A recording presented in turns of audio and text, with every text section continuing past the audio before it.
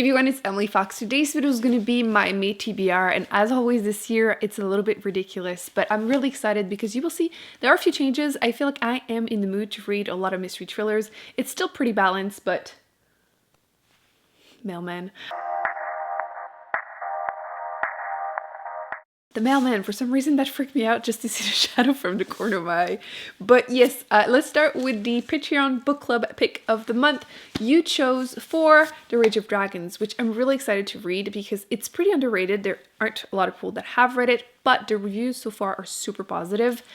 And it's an adult fantasy series. This is the first book in it, and it contains dragons, which I feel like I like the idea of dragons in books, but I often am disappointed with the books. The exception would be The Priory of the Orange Tree. That one I did enjoy, but I'm really excited to read that one. I can't remember if people can just call dragons or can they transform themselves into dragons. You know what? I don't want to know. But I'm really excited to read it. It is pretty chunky. It's over 500 pages, which seems to be a theme for our book club, but I'm excited. I'm really hoping we will all enjoy it. Next, you wanted me to announce whenever I'm doing a themed reading vlog so you can choose to read the books with me if you want to. And in the past, I've done two so far of giving authors a second chance if I hadn't liked a book or two by them and just trying them last time. But I also wanted to do the opposite and read more from authors that I do love because for some reason I just rarely do. So Matt Haig, this month in May, definitely participate if you want to read more by him. Also, I have read and liked The Midnight Library and then The Humans, and also is nonfiction Reasons to Stay Alive. So I wanted to read more fiction by him because he is coming out with a nonfiction in July, but I wanted to read the books that I have on my shelf by him. So the first one is How to Stop Time, which I don't remember much about the theme of it, to be honest, except that you're following someone that kind of can't die or like has been living for super long. Yeah, okay, you're following a 41-year-old history teacher that has been alive for centuries. So that's all I know. That's all I want to know. It's not super big. I do have access to the audiobook from my library. It's 300 pages. So I might be able to, listen to this one as I read this one if I want to do it like in a weekend or something. We'll see how it goes, if it's good or not, the audiobook. But I'm really excited to try that one. I feel like a few people have read it when it first came out, which this one is recent, 2017. So yeah, I've seen it going around and I just finally wanted to read it myself. And the other one, I haven't heard anyone mention it, but if I remember correctly, I got it in the library sale or something. The Radleys, which I can't remember if this one is also a little bit sci-fi or if it's solely contemporary. Oh, definitely. Okay, entertaining story of a vampire family trying to resist their bloodthirsty nature. I'm really glad now that this is on my TBR because I feel like we've had a wave of like vampire books and then it died for a while, and I feel like it's almost coming back a little bit, so we'll read. Okay, so I mentioned I wanted to read a ton of mystery thrillers, so let's go through a few of them because I do have some. The one I'm currently reading, I didn't have time last month.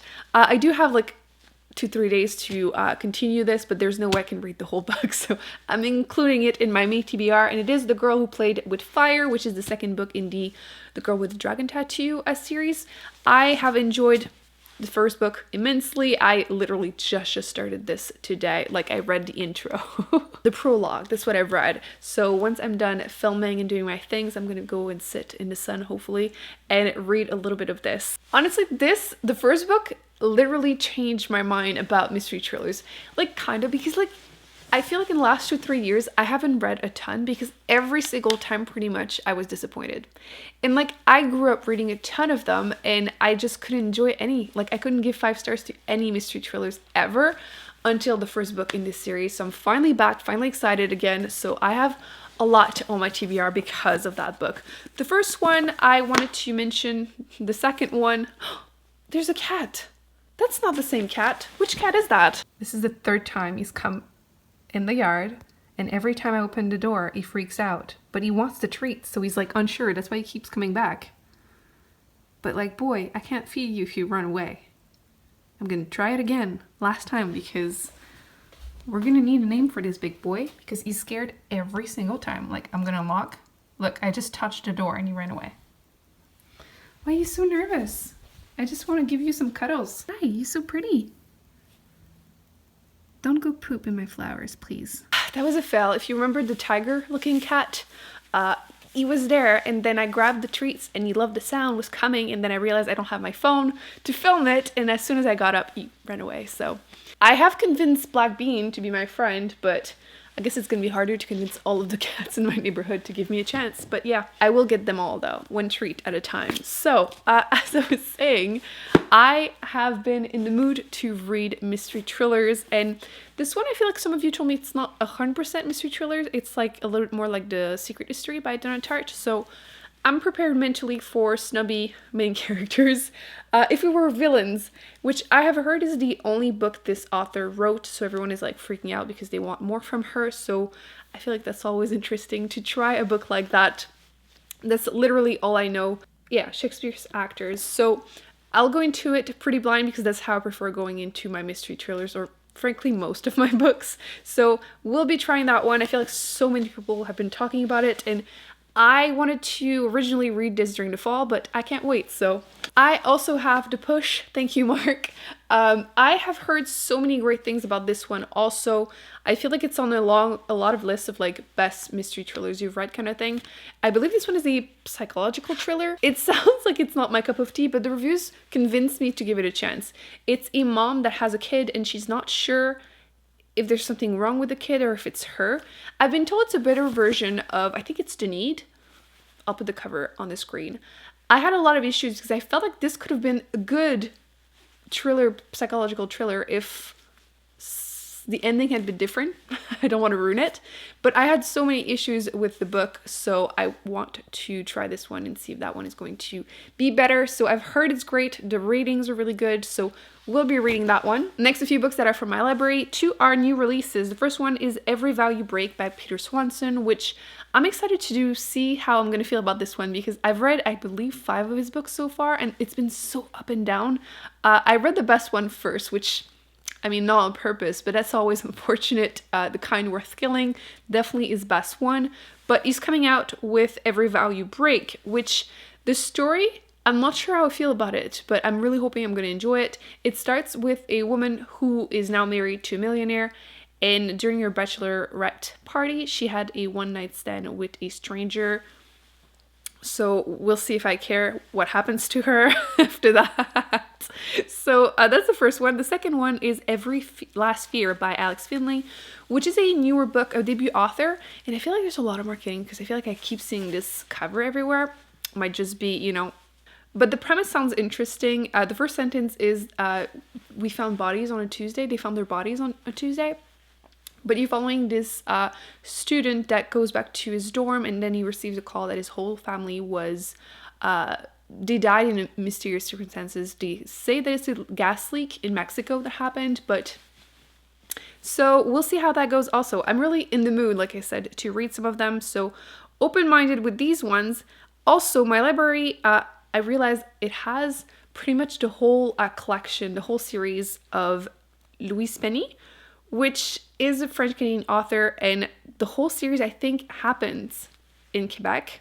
So, double excited. You're following, the series is called Chief Inspector Armand Gamache or something, which, that sounds so Quebecois. But the first book is Still Life. I believe you don't have to read all of them or read them in order, but I will. I haven't read a, like, detective crime book series in forever, but I really wanted to give this one a shot. The reviews are really positive. I'm definitely keeping in mind that the first one will not be the best one and just, you know, push through, but Still Life is going to be on my TBR for May, and hopefully I'll binge read the whole series slowly throughout the year.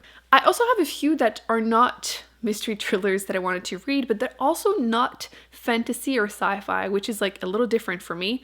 I feel like I'm finally in the mood to read other things. The first one is On Earth We're Briefly Gorgeous, which I wasn't sure if I was going to read because I've heard it's sad and like I don't want to cry anymore, but I've heard you following, I believe it's like first love, also family, LGBTQ+, and that it's sad. People have been saying it's a little bit like a little life kinda, so we'll see how that goes. I mean, the cover is also gray. I think that's probably, you know, that LGBTQ+ and sadness seems like a mix for us. I also really wanted to try Anxious People, which by Frederick Backman. I have read 2 of his books. One of them I did really enjoy, A Man Called Uvar, and the other one, Bear Town, did not finish it because No. But Anxious People is part of my Goodreads reading challenge, and I'm hoping I'm going to enjoy that one. I'm going through it as an audiobook. Hopefully that works out, because the waiting list was so long for it. Like, I was like 134th in line, and I got my name on there really fast. So I do have like 26 copies, so I should be able to get it in May. The last audiobook I'm hoping to read in May is The Vanishing Half by Britt Bennett. I realize actually I have the book by her on my shelf, but this one I'm going to go through it as an audiobook. It's part of my Goodreads reading challenge for this year. I believe this one is historical fiction, contemporary. You're following twin sisters. One of them passes as white and she escaped her small southern town, and then the other one stays there with her black daughter. Something like that. So I'm excited to read that one and see what the whole hype is about, because I believe it was either the winner or like one of the higher runner-ups for this category. Last but not least, what my hair is doing, I wanted to continue this series because I'm terrible at continuing series, and it is an adult fantasy, which is the second book in the First Law trilogy. Before they are hanged. I said I'm like so in the mood to read a ton of fantasy, but this one is really character driven, so I am excited to continue, mainly because of Glokta, which is just now one of my all-time favorite characters. He's just so fun to follow because he's like an ex-hero, but he's kind of resentful and bitter from all the stuff that happened to him, which is just really interesting, and I just want to get more from the world, because the first book was definitely very prologue feeling, but I'm excited to see where the story goes with this second book. So this is going to be it for my May TBR. Definitely keep an eye out, because I have so many fun videos coming out this month, including this little vlog, which I'm excited because I want to read more from authors that I enjoy. I feel like in April, you're going to see my wrap up. I didn't end up reading as many books as I wanted to because I got distracted by so many things. But this month, I have a good feeling. I feel like I'm going to be reading at least 10 books. We'll see in my wrap up at the end of the month. That's going to be it for today's video. I hope you enjoyed it. Thumbs up, subscribe. I will be putting more videos on the screen that I recommend you check out, and I will see you in my next one very soon. Bye.